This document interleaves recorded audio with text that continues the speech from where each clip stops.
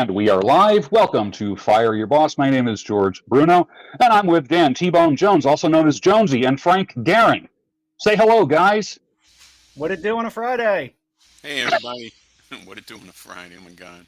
What's new with you guys? Let's since you guys are now celebrities on this channel, people want to know about you. I even got emails asking, is Jonesy single? Stuff like that. And I'm like, you're going to have to ask him. So That's a no. Yeah, there we go. Yeah. Wait a second. What's up with that? This is 59. This is what 59 looks like, people. That's right. Love That's for right. For the Frankster. And that's a pretty good 59 there. And what you got? You're not 40 yet, are you, Jonesy? I'll be 40 in about 3 months. Ah, there we go. Here, Okay, cool. There's emails coming in right now. I've got less hair than both of you at 39. Ah, Right? yeah, but bald is in, man. Bald is in. Bald is beautiful. That's what they say. Hey, this stuff's listen. in and out. I'm not dewlapping. This stuff's coming right off. I don't care. I have shaved my head down to the bone many times in my lifetime, and I broke my dependence. Oh, look at this. We got a comment that says Jonesy looks like he's in his late 20s. Well, there you go. Hey, thanks. I don't know if that's a compliment to you. I know for me, when someone says I look younger, that's a compliment. But since my hair turned white, everyone says you look 20 years older than what you are. So I'm in the middle, I guess. I get no comments. You will. Neutral at your service. There we go. You're a pH There we neutral go. milk. I love it. Absolutely. That's funny. That's funny. I had shaved my head on and off throughout my entire life just for the heck of it. And just because. I just wanted to break myself of my dependence on hair. So I went hair fasting. That's what I call shaving my head. Hair fasting. Opt-in hair fasting. Got it. Opt-in hair fasting. Yeah. Exactly. Today we're going to talk about call to action. A call to action. I feel like standing up and saluting right now for some reason. Exactly. I remember years ago listening to Brian Tracy, and this is back in the 80s, and he talked about asking for the sale. The top 3% of all salespeople literally ask for the sale. And this was actually pre-internet. This is pre-email. This is when people actually sold face-to-face or via telephone call. There was not even video calls at the time. So you didn't just present information and leave it up to the client. You literally, I remember salesmen, this is how old I am, that actually bought like a Mont Blanc pen and would slide a contract over and put the $250 pen in front of the person and say, well, and they put an X, just sign right there and we'll make things happen for you. And they asked for the sale. I remember going to buy a car, and car salesman would say, what do I have to do today to help you drive out in a new car? Salesmen were much stronger. The whole concept of call to action wasn't as pronounced as it is today because we're so informal, we're so distant. Everybody's an NPC now. Tell me, now you guys are more modern. You guys have made your money online, or much of your money online. So you are more familiar with a virtual call to action than I am. I am literally so old school, I have to verbally ask people for the sale. Jonesy, talk to me about call to action. Okay, so it's not that the call to action went away. It's that there's more nuances to it now throughout the sales and marketing funnel. The actual visual of the funnel, right? You go into the funnel, and the idea for the sales and marketing person is that you come out the other side, you being the prospect, buying the thing, buying the product or service. So, George, what you're talking about, pushing the Mont Blanc pen across the table. Yeah, I know what a Mont Blanc pen is. My second job was working at Staples back in the day when we still sold those things. And then Yes.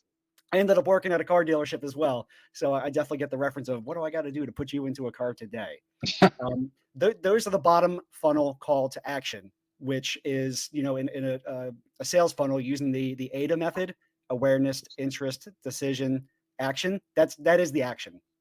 But, now digital advertising everywhere. There's calls to action throughout the funnel. It's cascading. And depending on where somebody is, your audience is in that process, the call to action is going to facilitate that next step. So the action is not the sale. The conversion is not the sale. the higher up in the funnel you are. And just using examples like that we see on the internet, learn more, sign up now, join now, subscribe today, like and subscribe. We're on YouTube. Like and subscribe is a call to action. And it's not getting a sale. All it's doing is building an audience. Excellent. Frank, talk to me about call to action. Well, I fall somewhere in the middle because I started out in direct sales and network marketing back in the mid 90s. And the internet, I mean, I built my business on a 14.4 dial up and then 28.8 or whatever. And then we went to 56K. I was like, oh my God, the speed demon, you know? So I'm, I'm a bit older than Jonesy, but I mean, I'm used to the phone. I really like talking to people on the phone, even if it's for an internet product. I'd rather have them call me and say, hey, Frank, I'm thinking of buying this. What do you think? Let my readers do that. They'll call me or email me and they'll say, hey, Frank, I see everybody else promoting ABC product. What do you think? And then, I tell them straight. I say, hey, it's good. I don't know. I hear good things about it. I know the guy that makes it, so I know he's good. That type of a thing. But I'm not afraid to ask for the sale. These funnel kids, there's a lot of Funnel kids. I'm just in an ornery mood to pick on Jonesy today. And insist on that Philadelphia Flyers thing on his couch every week. Hey! They won. They won. They finally broke the shitty ass the losing cycle. Continue. I am going to start wearing a Pittsburgh Penguins bandana for every show. And if that doesn't work, I'll get a prison tattoo right here. We're on a complete discourse right now. In about 24 hours from today, I will be in Allentown, PA, at the PPL Center on the ice. I'm gonna wear some Flyers gear just for you, Frank. You didn't tell me you were going to be there. Story of my life. 5 miles away, and you didn't tell me. I'm sure there's still tickets to the game. I'm busy. Yeah. So getting back to that guy, seriously, there's a certain point you have to ask for the sale, because that awkward pause, I should say, in the discussion, physically, you got the paper and the contract here, or the X and sign it, man. Somebody's got to say something. And it doesn't have to be high pressure. I'm very low pressure. I tell people, hey, you want to do this great? You don't want to do this great, but this is what's good for you. And this is what I think you should do based on everything you've told me. I think that's somewhere in the middle. But people are afraid. I think people are afraid to ask for the sale. And it's very easy to hide. And I'm not saying anybody in specific. But I remember with all these autoresponders and stuff that came out, it was so easy to hide behind the autoresponder and let the autoresponder do the work for you. You didn't have to do any talking, anything, and money shows up for free. And that still happens to me with like Weber and stuff like that, my autoresponder. And I love that. But, you can sell a ton of stuff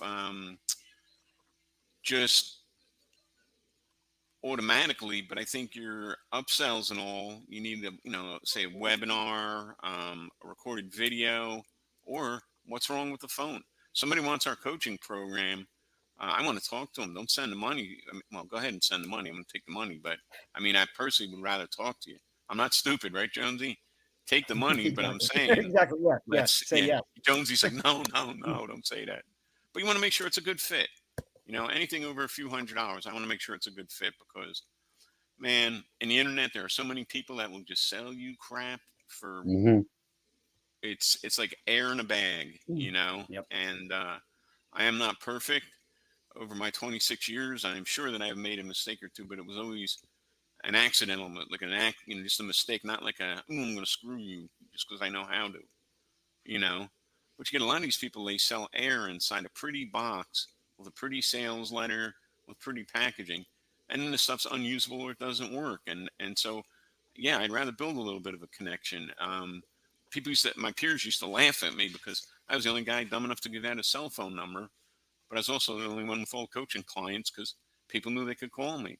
And I don't say any of this to brag. I'm just like, I think this ties back to knowing your customer and being able to speak to them or relate to them. Because everything I do in internet marketing and in the land business that I have, I learned it all as a 14-year-old paper boy. When I started in New Jersey, I took over this girl Joanne's paper route, And I didn't know any better. I went to every house the first Friday to collect the money. And I said, hey, I'm Frankie Garin, live on Wood Avenue here. Where do you want your paper? You want it in the mailbox? You want it inside the front door? You want it under the mat, back door, or what? And I said, here's my parents' phone number, because, 1970, whatever, nobody had cells. I said, here's my parents' phone number. If the paper's late or something happens or whatever, you just call them and I'll come. I didn't know that was like something revolutionary. That's just common sense to me, you Mhm. know? So that ties into asking for the sale. If you got something to sell and you believe in it, ask for the sale without being an obnoxious jerk. I think there's a balance. Yeah, it's interesting. Like when you purchase anything online, on your way out, like you put something in your cart, on your way out, you get upsell. I mean, you get upsold, or whatever the proper term for that would be. You order a pizza from Papa John's. On the way out, I ordered one literally, yesterday. There's 3 w- pop-ups. yeah. Would you like the garlic knots? How about a 2-liter Coke? Do you want a dozen hot wings? And I'm always like, yes. Would you like a second pizza for $5? And when I first logged on, my goal was just to get a pizza and get it delivered in 30 minutes or less. And then next thing you know, I'm spending like $45, with all the extras. And the guy comes like with 2 pizza boxes and different containers and a 2-liter Coke. And that was kind of interesting, that method of selling. I'll never forget the first time that I experienced that. Well, you figured they wouldn't do it if it didn't work. And like say at Papa John's, oops, sorry guys. At Papa John's, see, it shows you don't have to be a genius to make money on the internet. I had my phone on silent, but a 3:30 alarm went off. So Papa John's, they even ask if you want extra dipping sauce for your pizza and all. Like they'll sell you as many as you want. It's Yeah. very, very interesting. And it's and I love that garlic flavored cholesterol. That stuff is great. really, see, I wish they gave me the more of the tomato sauce, the dipping sauce. Yeah, I'll trade you, Jonesy. Did you ask him for it? Nah, I No, felt silly. you should ask for the sauce. It's like ask for the sale. Ask for the sauce. Yeah. Well, .com. I see Papa John's in a new light. No longer will I accept garlic. Well, I stand by and not have my marinara. That's what I want. That's what I'll get. Darn it. Yes. Well, even on Amazon, when you go to checkout, you'll see something that says, people who bought this also bought this, and they will stack 2 or 3 other items with it. So there's like an upsell happening everywhere in life, everywhere. It's just kind of it's a thing now. It's a thing. And from that perspective, it's even a way to connect somebody with a product that may be a better fit. Because there's you may also like, or people also purchased with this, all right, and it'll present you a package, or it'll say users who bought this or were searching for this also searched for this, and then they present you with other products and comparisons, which may be a better fit depending if you're price sensitive or there's a different feature set, depending on what your goals are. And that's another valid way of creating a CTA, call to action, within the funnel, connecting the right person with the right product or service at the end of the day. Alex Hormozy came out with that book called $100 Million Offers. And he says the secret to the success of his company was literally offers, asking for the sale, getting people to move, get a yes or a no or a maybe or something. Get something. Never just leave the ball in their court, because that seems like the gentlemanly thing to do. Well, I'll leave it up to you. Just get back to me if you want to buy this. And he's like, no. Put them on the spot. Don't be a dick about it, but put people on the spot. Get a yes or a no or a maybe. And if it's a maybe, when can I call you back? When's a good time for us to reconnect? That kind of thing. Well, like I say, I got started in network marketing back in 1992 or 3, something like that. And my sponsor told me, yes or no are both good answers, because you're sorting and sifting. I can do something with either of them. That let me think about it. Let me get back to you. Nobody gets back to you. That's like nobody gets back to you. That's Nobody. a Dear John letter spoken verbally. Yeah. That's all it is. It's not happening. Might as well throw the lead out. That's why you have to ask for it. And you know what? God's honest opinion. you shouldn't be selling stuff you don't believe in. How about that? Because if you believe in what you sell, why wouldn't you ask for the sale? Yeah. Yeah. I mean, like, duh. It's that simple. I mean, whether you're at work or we're talking about firing your own boss, I won't even talk about work. But if you're putting something out there, and we talk about MVP, minimum viable product, hey, if you've got your MVP out there and you're honestly working at it and you honestly think this is the best, that you're capable of today, you need to promote it, because who has to be your biggest fan? You do. Yeah. To keep yourself motivated through all this. There's days your mail is going to tank. There's days that your list isn't going to react. There's days that you're going to feel like, what am I doing? But you know what? Then there's days you're like, wow, this thing really works. And, get your MVP out there. Start believing in yourself. Because I'll tell you what, guys, and audience, this whole, working for yourself, fire your boss stuff, it's 90% psychology, 10% technique. There's no excuse for sloppiness or anything like that. So I'm not here to minimize technique. 90% of what it takes to make it on your own as an entrepreneur is just thinking you can. You know what I did? I drove tractor trailer 2 or 3 days a week while I was building my business, right? And at lunchtime, if I was at a place, waiting to get my trailer unloaded, everybody else be out there smoking a cigarette and shooting the breeze. I was in the cab of my tractor listening to an Amway tape, or all these guys that we look up to, Tony Robbins and this one and that one. And what I did was I basically immunized myself against the dream stealers, because I had to talk inside my own head, like, what right did I have as a early 30s truck driver who only had a 2-year degree? What right do I have to think I could be successful? You know what I mean? And I realize I'm on a bit of a tangent here, but it's really important for people to hear that. You have to believe in yourself, and you can't let other people talk you out of doing anything. And that does tie into believing in your own product, because if you believe in your product, you darn well better believe in yourself. Yeah. Whether it's the MVP, you got the basics up and running, and there's another version coming, or it's your masterwork. Either way, you have to believe in it, or what business do you have selling it to somebody?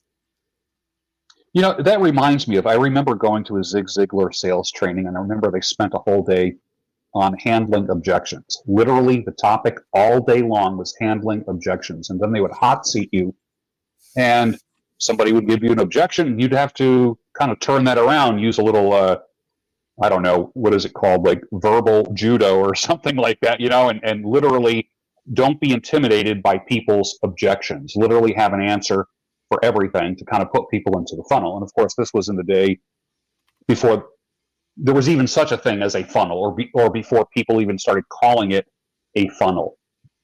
But I'm thinking of the interview with Tim Ferriss and Noah Kagan, where they were talking about get used to asking people for things. Ask people to invest $1, literally. Ask your friends and family, would you be willing to invest $1 or $5 in my business as I'm starting this? Some people are going to say yes. Some people are going to say no. And then ask people, and he did a video on this where he's literally on the street saying, I'm starting a business. I was wondering if you would be interested in investing $1 in my business. And some people would say, sure, like, what's your Venmo? That type of thing. And they give them the money right then and there. Other people say, no, I'm good, thank you. And they keep walking. And I think you do have to kind of, I don't want to say battle harden yourself, but the word no is not the end of the world. It doesn't, like the word no, like door-to-door salesman. Frank, you and I are old enough to remember, and probably Jonesy remembers, doors being closed in your face. Oh yeah, absolutely. Those were the days, man. I used to sell for the football team. I sold for the band in high school. And we would have like an annual calendar sale, a fudge sale, that kind of thing. I had more damn doors closed in my face. And I would feel sorry for myself on my way back out of their driveway. But it was only 50 feet before the next front door at the next house. So I had to suck it up. I had to kind of like deal with the word no, deal with the rejection, put on a happy face, and be fresh as I'm knocking on that door. That was a way to kind of I don't want to say harden myself, but to Makes you toughen strong. myself, Yeah, make it me makes you strong. stronger. Yeah, yeah. Is there any of that happening today? Is there anything that's helping people? Like for instance, like if you take a sales job today, for instance, if you work for like a staffing agency, they want you to make 100 phone calls a day. 100 phone calls a day. That's a And lot. if you do that, the rewards can be pretty great, but most people aren't going to be able to do it. They just can't handle rejection from strangers. Yeah, but what's that person going to do? I mean, think about it, everybody. So you're asking for a sale. They say no. What are they going to do? Jump through the phone wire and kick you, hunt you down? If Right. it's a no, and when somebody's rude, and not so much see what I did. I started out in network marketing, so that's why you'll hear me refer to that a lot. And the internet stuff came as I got into the internet, got into the network marketing. People would say, "Hey Frank, where are you getting your leads from?" And I would tell them, "Hey, this company called ProStep," and I would get money, as a commission. Somebody would say, "Hey Frank, I need your oh, there's T-Bone. I love that dog. That Good is a sweet boy. puppy, right? T-Bone, Uncle Frankie over here. Yo, Where's Uncle baby. Frankie? Where's Uncle Woof." Frankie? So, but the network marketing stuff, people would ask me, "What's your autoresponder? You're not doing all this manually, are you?" And so I'd say, "No, here's my Weber thing and this and that." And I got to the point where even if somebody was in a different network marketing company, I could promote my leads program and get a yes when there would be an otherwise no. No's don't kill you. Why are you taking it personal? Jonesy, I say no to you now. Are you going to go cry or what? No, you just keep moving. Get He's to the no tearing up. fast. I thought you were tearing up there. Way to make me look No, bad. I'm tearing up because my dog. You got to try a little harder. Hey, all right. Time for a commercial. This broadcast of Fire Your Boss is brought to you by conversionchemistry.com and the Impact event coming up. Frank, talk to us about the Impact event, and then Jonesy, talk to us about conversion chemistry. Well, the Impact event is next Friday, Saturday, and Sunday in Philadelphia, and our dear friend and esteemed colleague Ken MacArthur is running it. And the URL for that, well, two things I'll say. First, the URL is what, Jonesy? That would be createimpactnow.com. But not only do we have createimpactnow.com, but we have the ability to give out a couple of free tickets. So if you want to spend 3 days with people that are doing stuff with their lives, movers and shakers, I mean that in a good way, no egotistical jerks, but down to earth, sincere people that are here to empower you on so many levels, physical, mental, business, internet, etc., finances. We have a couple of free tickets. And where can they get those at, Jonesy? Well, they can email us and then they can get the free tickets. I like that. So That's they can go to conversionchemistry.com and scroll to the bottom. There's a simple opt-in form, which is a call to action, if you will, top of funnel call to action. We operate with 100% transparency at Conversion Chemistry. So that's how you can reach us. And Dan at conversionchemistry.com or Jonesy at conversionchemistry.com works, and Frank at conversionchemistry.com. You can email us directly. Absolutely. And if you want to spend 3 days getting yourself educated and cram 2 years worth of learning into a long weekend, that's your opportunity right there. All three of us will be there. That's how we met. Yeah, that's true. Yeah. And you'll be surrounded by people that could buy Lamborghinis. And I'm saying that like in contrast to like what I call like the Lamborghini boys, all like the internet marketers that are like either buying or renting or leasing Lamborghinis. It's like thinking that that's kind of like a status thing, So I like to say you're going to be surrounded by people who could buy Lamborghinis, but choose not to because we'd rather spend our money on something else, such as real estate investments or investing in other things that actually appreciate in value. I get upset when a bird poops on my truck, my pickup truck. Never mind a Lamborghini. Yeah. I get a scratch in a Lamborghini. I'm going to be insane. I'll be like, I know. I saw him spit shining that bird turd off in my driveway on Monday. Yeah. He's staring up at the eclipse, but really his eyes are on the truck on with the birds in my truck in his driveway. Yeah. But the thing is, okay, if that's what you want, that's great. There is a good thing for Lamborghini. You know, there's a reason Lamborghinis are in business. But that's also, in a sense, a lot of that's misplaced. And George, a lot of those are leased. You know, Yeah. rent. Oh, They don't absolutely. own that car. Absolutely. He's going around in a Prius after that commercial's over. Yeah. You know, I mean, I don't know. I just, me, you know, having the house paid for and the retirement money, that's the sexy part.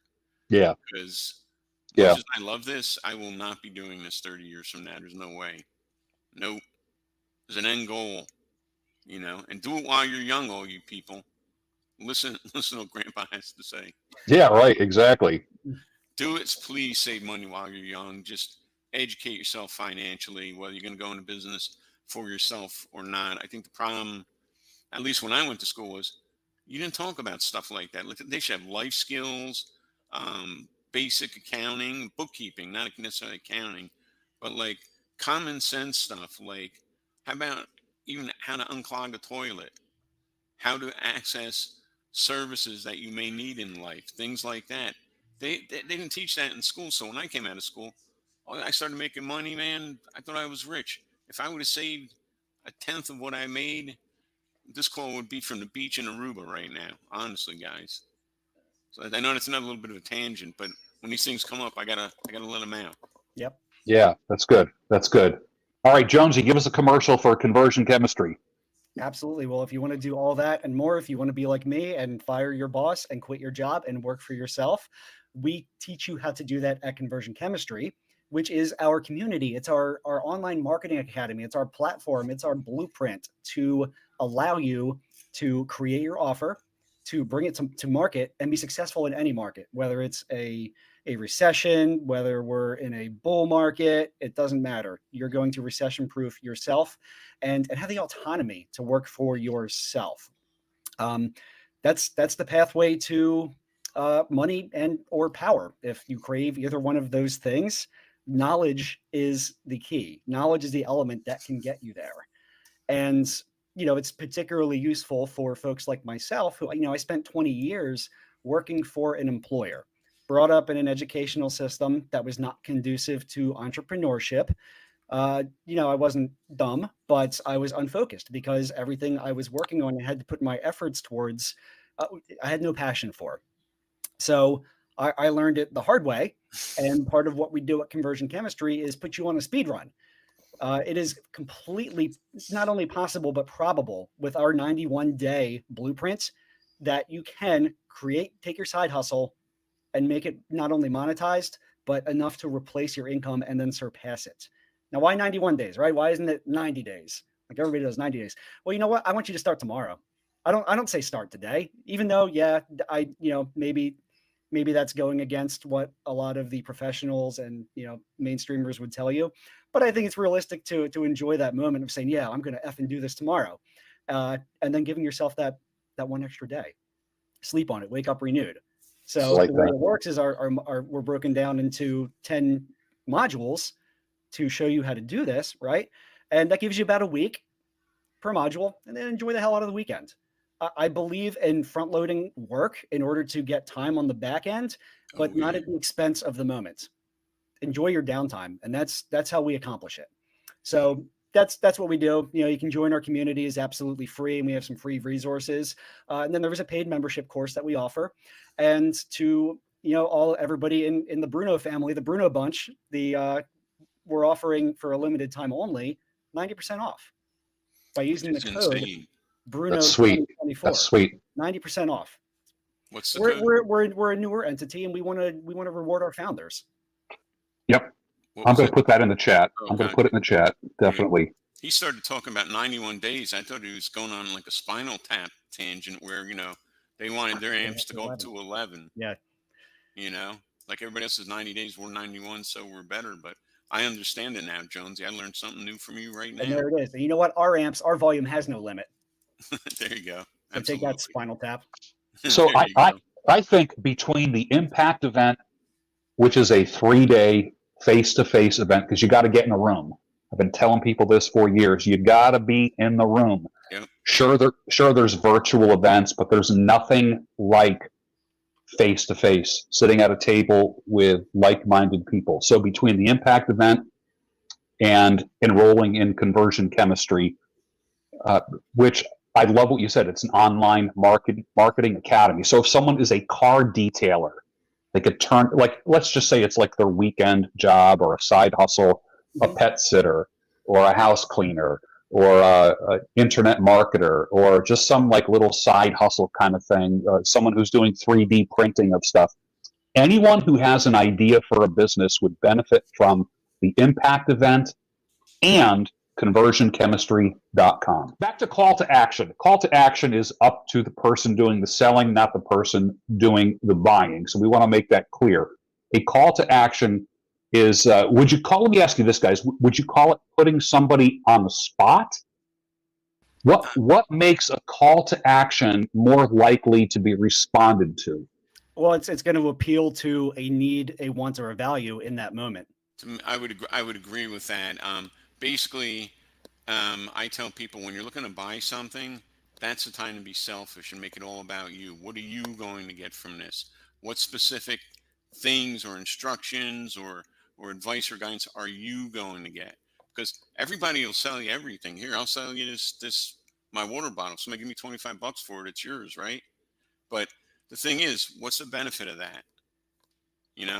So it's got to be, you get benefit now. That's what a call to action really needs to be. It has to be about the person. You will get this if you do this. You will lose that if you don't do this. That type of a thing. And people are either moving towards pleasure or they're moving away from pain. And your call to action will determine, and depending on your market and what you're trying to accomplish, it all depends which one of those two, you're going to lead them towards. But, it's like for like men's weight loss, let's say, lose the dad gut by June so you look great by July on the beach. What's great, but how about you'll feel more confident as you walk down the beach with your beautiful significant other, and you won't have this pooch hanging over that you're disgusted about yourself and you can't get rid of. That's a benefit, right? Or if we say, this thing will make you edit your photo by Adobe Lightroom. It makes editing your photos, your digital photos, 57 times faster. Well, that's great, but the call to action is buy Adobe Lightroom now and get to the good stuff faster. Get to the memories of your dear loved ones, your grandma, your grandpa, whoever else has passed on or whatever. I mean, I'm paraphrasing here because I'm not in that mode right now, but that's the point. Is every sentence you write has to drive to that you get benefit now. And the way we were taught in the old days, the purpose of the headline is to get you to read the subheadline. The purpose of the first sentence is to get you to read the second sentence, second, third, all the way through the sales letter. And also, I would point out that you can call for a sale even halfway through this, through a presentation. You say, like, if you like what you see so far, skip ahead and you have it linked to the order form. Why make somebody read the whole sales letter if they're that interested, or if they already know you? My favorite country singer, Marty Stewart, when he comes out with a new album, I don't have to go listen to it first. I go and buy it. Just tell me the new album's out. I want the CD, And that's an example of, jumping ahead. I know I want it. Skip all the stuff. Get me to the bottom. Tell me what the guarantee is, how much I'm paying, and I'm good. So that's I used to think that, like, for instance, there's some of my favorite authors and thought leaders. Like, whenever Dan Kennedy came out with a book, I didn't care what it was about. Yeah. Even before it came off the press, I ordered it. And of course, you started. Amazon has been really good with this whole pre-order thing. Pre-order the book. I've even seen some authors create a pre-order and then write the book. Yeah, well, they have an incentive to get the book. Way to create that's a pre-minimum viable product. Create the demand. If nobody clicks on that pre-order, you may want to rethink writing that book. Yeah, right. Exactly. Sell it before you write it. There's a lot of people that do that, and there's no shame in that, because as long as you have something there for delivery day, or even think about this, like people say, oh, I could never write a course or do that. All you have to do is by the time you're open, have the first module. And if they're weekly modules, you have another week to get to the second one. MVP, minimum viable product, doesn't mean garbage. It means being smart and thinking on your feet and testing the demand. Why should you write a 300-page book if nobody's going to read it? Right. Well, that reminds me of, like, in the past, like, year or two, I've been seeing different things on Instagram and various other platforms where they're like, we're looking for 10 people in your area who want to lose weight. Now, what if only 10 people responded? Obviously, they're not going to be putting a lot of effort into it, but 10 people in my area. So it's like this exclusivity. Wow, I'm one of the 10. When actually you're probably one of 1,000. And scarcity copywriting, which is, that's just one of the tactics for a call to action right there. Right. Create the illusion, the imagery of scarcity, right? And that's what be one of the 10. Okay, more like 10,000. Well, or we're not going to create a limit on it, sure. But at that present time, you may be experiencing the FOMO, the fear of missing out. You don't want to miss out on that. So therefore, you're going to take that step, take that action. And then and we're talking a lot about visuals too, with contemporary calls to action. And traditionally we think of it in terms of writing. The ubiquitous call to action is the button on a website or anywhere else that you click on, but it takes the form of video too. Copywriting has turned into scripting. You got the video sales letter. Even when we were talking about go to createimpactnow.com. Well, that's my call to action. And George, when you're saying if you want to be in the room, right, that's a different type of call to action. So it's been transitioned. The transitive property has been invoked to take calls to action from written, actually, because it traditionally was, right, verbal form. Then it went very written for a while, and now it's come full circle. Because even though we're not knocking on doors all day, every day, although some people are and are still successful about it, it's taken the form of video now. And then I did want to circle back and answer your question about, when somebody who is prospecting has that innate fear of the no, of the rejection, how they get over it. Exposure therapy. That's about it. Once you do that 100 dials, it's easier to do it the next day. Smile and dial, as they say. When you get that no, hang up and go for the next one. I can tell you two things about that. Number one is when you're making your calls, stand up. So you're not in your chair defensively like this. Like, I can't show you without messing it up, but so I'm sitting in my office chair like this, and I'm on the phone, right? And somebody says, Frank, you know what? I don't want your deal. Well, I'm open here in my chest. Maggie, dear, this is not your time to make a cameo, baby. That's our puppy dog barking for her 3 o'clock treats, which she got at promptly 3 o'clock. So check your time zones, girl. You got to wait a little bit. So I'm sitting here open. I'm like an upside down turtle. I'm very vulnerable right now. But if I'm standing up, guys, I can walk, I can shake, I can move, I can dissipate that energy. And that's one of the smartest things people ever told me about making calls. You stand up, you get your headset, and plus you're getting exercise. You're walking back and forth too. It's not going to kill you. But so Frank, one of my last jobs was working at a car dealership as the director of marketing and business development. So I ran the internet sales team who would do, it was responsive to inbound marketing. So, we would have our lead generation and inbound leads, but then we would prospect and do appointment setting. So, I would have to stay sharp as, I had my team and I wasn't doing it day to day, but I'd have to jump in once in a while. And I would notice that when I started steering a conversation, having it go my way, I would do that. I'd be up, I'd be walking around, I'd be energetic, I'd be spinning in my chair. And then those would always lead to the end result of the appointment, which, by the way, is a mid-stage call to action, especially when you're talking about appointment setting goals, not the sale. That's just simply a stage within the pipeline or the funnel. But the call to action is not even when do you want to come in. It's okay. Is Wednesday or Friday better for you? 2 p.m. or 5 p.m. 2:15 or 5:15. I was like the 15 to 45s. Yeah, smarter. That's a Steven Stauning thing. That's a great course to watch if you are in the appointment setting space. A lot of it's remedial, but there's a lot of good shit in there. Just even tricks like that, which is good. It's good to follow that. Good to follow that script until you're able to customize it to your audience or to what your particular gift of gab may be. And the other thing I was going to say too, guys, is the word no is only one letter away from a yes when you think about it, right? Maybe it's Larry Fairy, but it's one letter. So the thing is, when you're a kid and your mom said no, did you go, oh, okay, or did you keep trying? You fell down, you fell down. Did you stay down or did you get back up? All of a sudden we become men and we lose our ability to accept no's. Like all of a sudden it's like a physical wound. Well, that's BS, man. I used to, man, Evil Knievel was around. I'd break my bicycles, jumping up ramps and this and that and the other thing. And yeah, I got the scars to prove it too, you know. I got this, my one tooth right here is a little bit out because I fell off the handlebars on my friend's bike and doing about 25 miles an hour and landed on my face. But you know what? Didn't keep me from doing something stupid like that again, did it? And look at me now. I'm fine. I think so anyway. I can't tell. Physically anyway. But no, my point is we don't accept no's as children, as teenagers, as infants, as toddlers. All of a sudden we're adults and like, and I don't mean being a jerk about it, okay? But a lot of times a no means, hey Frank, I don't have enough information, or hey Frank, you haven't done a good enough job. I need a little more time.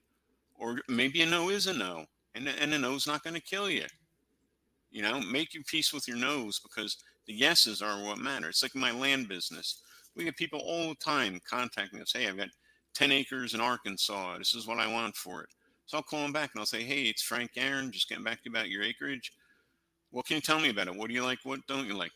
Well, of course I want every one of those people to sell me their land at a discount. Duh, that's why I'm there. But do you know how many of them don't? So I've been in this business 26 years. I get as many no's today as I did 26 years ago, probably. Doesn't mean a thing to me. Just don't. The one thing is don't be rude to me. Don't ever say anything to me on the phone or on Skype or email or whatever that you wouldn't say to me in person. That's my one rule. Because I got two speeds, bunny rabbit, and then I got kill, and nothing in between. I'm usually always a bunny rabbit, but there's no reason to be rude. And you guys listen to this, you don't have to tolerate rudeness from anybody, and Right. You shouldn't have to, because we're all trying to make it in this world. I'm trying to feed my family, take care of my people here, better the world. Jonesy is, George is, everybody. The guy in the supermarket you go to that's stocking the produce, he's trying to better himself, man. You don't have to be rude to anybody. I don't understand about people on the internet. They'll say, blank you, and the horse you rode in on. I'm like, I don't even have a horse, dude, first of all. Second of all, you wouldn't say it to me in the face because, high yellow in Kung Fu. Little known secret. I'm You're learning a lot about Frank today. I'm learning a lot about me today. Enough. I'd forgotten this stuff. I was thinking about like face-to-face sales and calls to action. And a lot of times the likability of the salesperson plays a big factor. For instance, if I'm looking for a new Toyota Tacoma truck and I go to my local Toyota dealership and the salesman is a complete asshole, just a cocky idiot, I don't want to give the guy my business. Nope. I'll either look for a new salesperson or I will go to the next town over, that Toyota dealership. But I've always said the salesperson has to sell himself first before he sells the vehicle. If you don't like the person, you don't want to give them the sale. You don't want them to have the commission. So there is what I call like a likability factor that you have to have. And I think that's why you have to work through the no's all the time, because if you're hung up on the word no, your pitch is going to come across as being stressed, forceful, inauthentic, nervous, that kind of thing. And sales is nothing but as they used to say years ago, a transfer of enthusiasm. It's not a pressure kind of thing. And I think, remember when Saturn came out with like the price you see is the price you pay, kind of thing. And I don't know if, and there's a few car dealerships that still have that. There was a place I know that had a couple sites. One was Car Sense, that one in Downingtown, and I think they had one in Jersey somewhere. But it was whatever the price was on the window, that is what you pay. And what they did was they appealed to people who just didn't want to be pitched or sold to. that kind of thing. It's like, okay, you want $27,000 for this car. There's no haggling. And that was one of the selling points. They used to say no haggling. The price you see is the price you pay. And just that alone just helped a lot of people relax in the sale. So, but you didn't have salesmen run out on the lot. When you went to the lot looking for a vehicle, and Jonesy, you probably know this after being in the car sales industry, you know, a lot of times salespeople would trip over themselves trying to get to you if they see somebody walking the lot. The fresh up. Who's up? Yeah, Who's up? the fresh up. And the Saturn, I don't even know if there's a name for that type of selling. I don't know. You guys might know that. But I think that took the hustle out of automotive sales. I liked it better when actually somebody sold me, when they competed for my business. I liked that. You know, there was no, you know, like I think the whole Saturn sales method just kind of put the ball in the customer's court, which sounded good at first, but you don't see a lot of that going on today. No, for some reason it didn't take, and there's a couple reasons for that. I never understood it. Now, I worked in the car industry as well before I started driving tractor trailer. I was always in the parts department of 3 or 4 different Dodge dealerships and Chrysler dealerships in New Jersey. But, you know, I bought how many new cars and trucks in my life. And if you don't like the salesman, I'm going to the next place, you know. Yeah. And I'll tell you what, Toyota place here, not by us, cost themselves a good sale because my wife has a Toyota Sienna minivan, you know, car with the kids around and all in. We bought from this dealership, had a great experience the first time, didn't even think of going anywhere else the second time. The guy wouldn't work with my wife, and she says, you know what, I'm going to the one down on Lehigh Street Auto Mall. And they gave her, I'd have to ask her, like $500 or $700 more or something like that for the trade-in, or so it was enough to make it worth her while. And then the guy called back later in the day from the first dealership. She's like, no, dude, I bought it from the other guy. You wouldn't do it then. Why are you going to do it now? You know? Yeah. And it's, on the other hand, I have seen finance departments and these closers, some of these guys, some of these dealerships, boy, they are unmerciful the way they chew the customer up. And some of them used to, it's back in the 80s, they would take like and put like rocker panel guards and extra polish, and things been immunized and sinusized and miticized and all this and that, and that, you know, they got the list price at 18 grand, and now it's up to 21 with all the crap they put on. So that is not a fun car shopping experience. But now, hey, with the internet and everything, it's different. You walk in there, you've got the upper hand on these dealerships, and no sales should be adversarial. I mean, there's a little bit of banter back and forth, or there's no sale that needs to be adversarial. Mm-hmm. I never. No, not at all. So, I mean, like George, you're talking about like the type of car buyer you are, and that you want to have the salespeople compete for you, which is fine because you're a particular target audience for that. And then you've got and CarMax is still doing it. The no haggle pricing, and what that's targeting is people who are probably less price sensitive, and they want the ease of sale. They want to know what they're paying.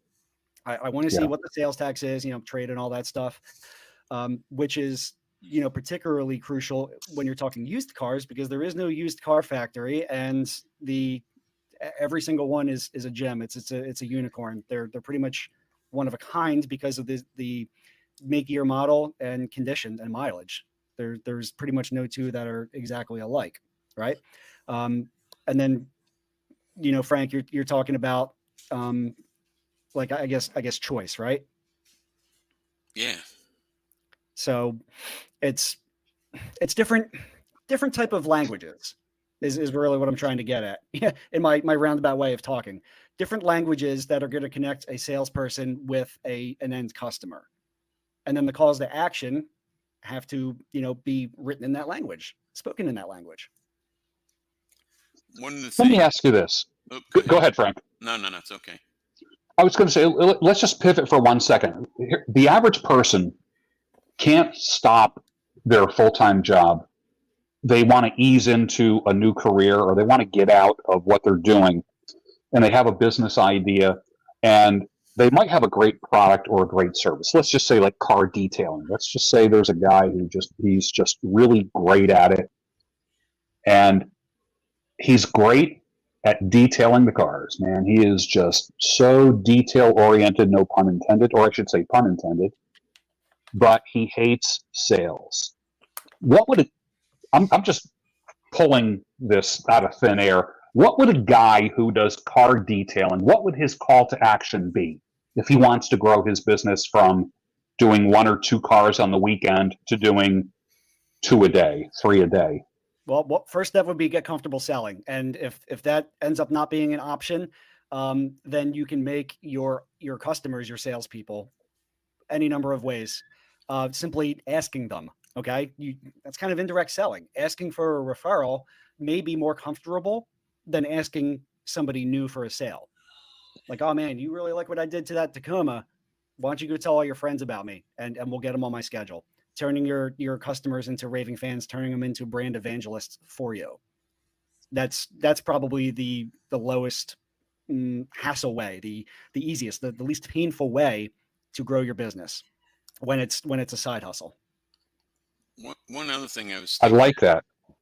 One other thing I was thinking here, Jonesy, is somebody isn't really good at speaking and so forth. They can have an FAQ website. They can advertise the FAQ. How long will my car take? Will my car really look that much better, et cetera, et cetera? And then just say, you know what? I'm not a gigantic talker, so forgive me. It's all right here. Anything you need, I'll help you with. There's nothing wrong with saying that. Some people, I mean, I've been goofy since I was a kid, so like I'm born for sales. But I also understand that a lot of people have shyness or awkwardness. One of the good things about the internet, I'll tell you this, you can attract the same kind of people that you are, and you tend to do that. Like, I'll say this as impartial as I can. I never really had a lot of jerks on my list. Like when I had 250,000 subscribers, I didn't know them all, but I know that 99% of them weren't jerks, because sort of the vibe that you put out is the vibe that you get back. Getting a little Yeah. cosmic and woo-woo there. If you're a jerk, people are going to be a jerk back to you, man. It's like a magnet. If you're okay and decent to people, you're going to get decent customers, and decent inquiries and so forth.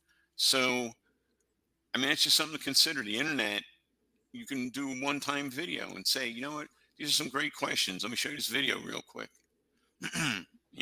Press play while the guy is there. Or say, hey, you know what, you're on the phone right now. Go pull this up real quick. I want to show you what we're all about. There's ways to beat that shyness, or your if you're a person that's not as common. Not everybody's a perfect speaker, man. People have histories and backgrounds and shy around people, but they're good at what they do. You still have to be an advocate for yourself, though. You still have to be number one. Your biggest fan, it has to be you. Yeah, it's interesting that you say that. It's interesting that you say that, because when I look at like what I call, or what we call, the impact family, we're all sales and marketers. We all have a product. We are also customers of the impact movement as well. For instance, I look at Grant Cardone, I look at Ken MacArthur. Both are sales and marketing guys, but completely different methods. Grant's got kind of like this dog eat dog, shark kind of thing, and he attracts that kind of thing. Ken says, what do you want to do when you wake up in the morning? Ken says things like, you make an impact whether you want to or not. You'll never hear Grant Cardone say anything like that. So I think Grant, he attracts the Grant Cardone, that's my point, type people. Yeah, and Ken, certain people will hear Ken say, you make an impact whether you want to or not. Certain people will hear that and be sold on the impact family just from his statements, because he's a gentleman. He's not really a get in your face kind of guy. No, he's the anti-Cardone, basically. Yeah. And that's what I gravitate towards.